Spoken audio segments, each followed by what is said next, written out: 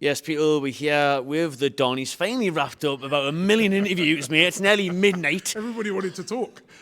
All the Arsenal fans have obviously enjoyed that 4-1 win over the two, and you enjoyed it, didn't you, Robbie? And you just said there, a bit easier than anticipated? It was because, I remember obviously the game last season where, you really restricted us and, it was 0-0.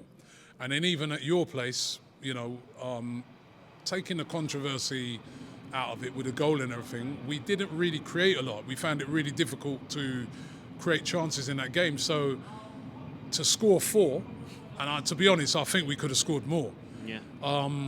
It was a great performance by Arsenal. I think in the first half, the way we pressed you, we were on a mission. I think that game, I know you were saying to me earlier that you think, all right, we were looking for revenge from the game earlier on in the season. I don't think it was that. I think it was that result we had during the week where I think we're a bit stung. We've been blitzing teams 6-0, 5-0, and then we went away to Porto, didn't play well, got a sucker punch right at the end. And I think they were like, right, we got a point to prove tonight. And they were up for that game today. And the way they pressed in the first half, they restricted you to trying to go long. Then when you went long, we were winning it back. And then, yeah, it was just an outstanding performance by Arsenal. We've been playing really well here this season, to be fair. So You have. One of the highlights I said during the week was, listen, West Ham got a result there. We've seen what you did at their place, but West Ham did get a win here. Teams have got the odd draw here, but what I said was that Arsenal have been flying in the goals and Newcastle have been conceding the goals. Yeah, and that's essentially what we saw tonight. Yeah. And even the West Ham result, you've got to remember to that game, right? That was here. We had 20-odd shots in that game. So a Moisey special, that wasn't it? It was a Moisey special. So they deserved to win the game, to be fair, on the night because we didn't do good enough. But today they were on it. They were on it. And I think, even though I know you're really disappointed as a Newcastle fan, anybody you get 4 put past you, you're disappointed. But the only consolation I give you is that Arsenal have been, we should really have done the same to Liverpool. We put 3 past them, should have scored more as well. So the team's on fire at the moment. We're playing really, really well. And we are serious title contenders. I know a lot of people are still writing us off. Every time they talk about it, it's mainly Liverpool, City, and kind of talk about us. But we're in this. We are serious in it as well. So you are fully believing that maybe this season could be the year? Obviously, you came close last year. Yeah, I think we've got a good chance. So listen, we haven't lost to City this season. We beat them. Played City twice and beaten them. We've beaten Liverpool here. We drew with them at Anfield. Why shouldn't we be considered and we've been blowing teams away. So why shouldn't we be considered as a team that can win it? We've got the best defence in the league. We're scoring the most goals in the league. Obviously, those 2 teams, they're more experienced than us. And it may come down to the fact that their experience is the thing that gets them over the line. But certainly, Arsenal are in the title race. And I think Newcastle has caught us at the wrong time, man. We were on it today. Because I said to Cecil, to be fair, Man City have again won tonight, again 1-0, and again not playing great but picking up wins. However, Arsenal are doing both. Yeah. And that's why I say you can't disrespect City or Liverpool. They're grinding it out when they have to grind it out. They're not losing. That's the thing about it. They just win after win after win. It may come down to when we play them. It may come down to when they play each other. But it's about sticking. Maybe us not being the team that's at the top, and just sort of being in the pack and sort of chasing. It suits us right now. Maybe that's taken a little bit of the pressure off us. I don't know, but certainly Arsenal have got a really good chance of winning the league this season. Yeah.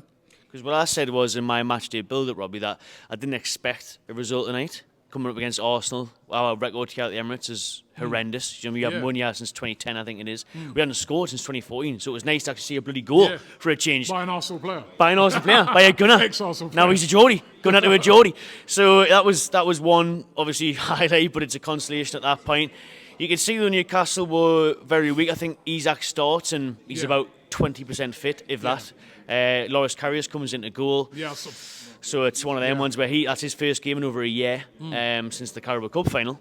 So Newcastle weren't at the best, but I just expected a bit more. Did you expect a bit more of a fight? I expected a lot more from Newcastle, but then you do have to take into account. I think Newcastle this season, the injuries that they've had, has been ridiculous. It's been horrendous. And then when you throw into it the Tonali situation and that, it's very difficult to cope with that. It is really difficult to cope. When you got key players missing, and to be fair, we've had key players missing as well, but not as many. We've not had as many, and then the guys that have stepped in have done brilliantly. Like, I thought Jorginho today was exceptional. Very good. But when you've had so many key injuries that Newcastle have had, I think that's a very, and that's why you've suffered. But I think Newcastle will be back next season. But yeah, you've had a lot of key injuries, and I think coming here, with so many players missing, I think Joe Linton's a key player in these type of games.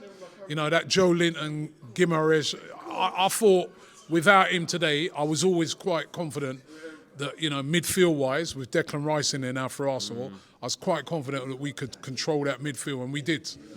So you got injuries to key guys, and I'm sure Newcastle will be back, but unfortunately for you today, man, you've come up against a very good Arsenal side. It was bad timing, let's be honest. But I was just speaking to Cecil there, Robbie, and he was saying in the summer he would rather have Alexander Isak instead of Ivan Toney, instead of Victor Osimhen. I like Isak. I don't like the injury record he's got. He seems to get injured a lot. That's the only thing. And we could do without more sort of injury-prone players. But I think he's quality. I remember that game the other day when you played, I think it was Liverpool, where literally the only couple of chances he had, bang, bang, buried them. Very clinical. He's clinical. He's a lot more clinical than I was expecting him to be.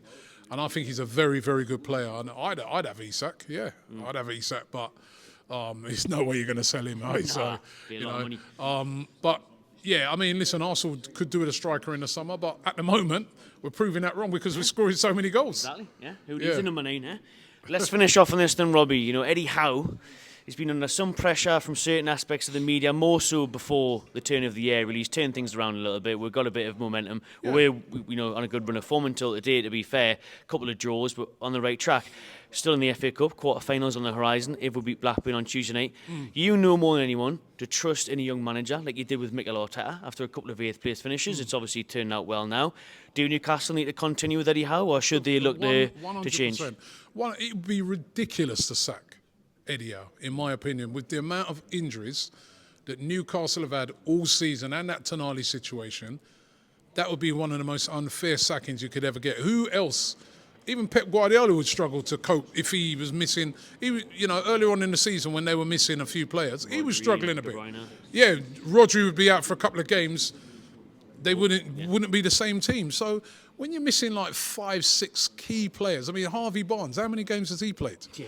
You know what I mean? So I think if he was to get a sack, that would be one of the worst, most unfair sackings there could possibly be. You know what I mean? Judge the guy when he's got the players, and for most of the season you haven't had the players. So I think and you've been on a decent run since the start of the year, haven't you? So yeah, you definitely got to trust him. He definitely deserves more time. Definitely deserves time with all these players. And I don't think Eddie Howe probably will be the ultimate manager that gets you maybe the league. Possibly he might not be, but I think he can definitely win you a trophy. So no, you've got to stick with him. Arteta, listen, the biggest thing for me, right, with Arteta is that Arsenal fans has been moaning about season out. We don't challenge for leagues. This is 2 years in a running now. We're challenging. No Arsenal fans even talking about top 4 no more. Yeah, exactly. They're talking about trying to win the league. So it just goes to show you have to stick with him. He's not doing a bad job, and he's got very big mitigating circumstances when you see what's happened with all the injuries. So you have to stick with him. All right, cheers, Robbie. Appreciate your time, mate. Good luck for the rest of the season. Cheers, mate. You too.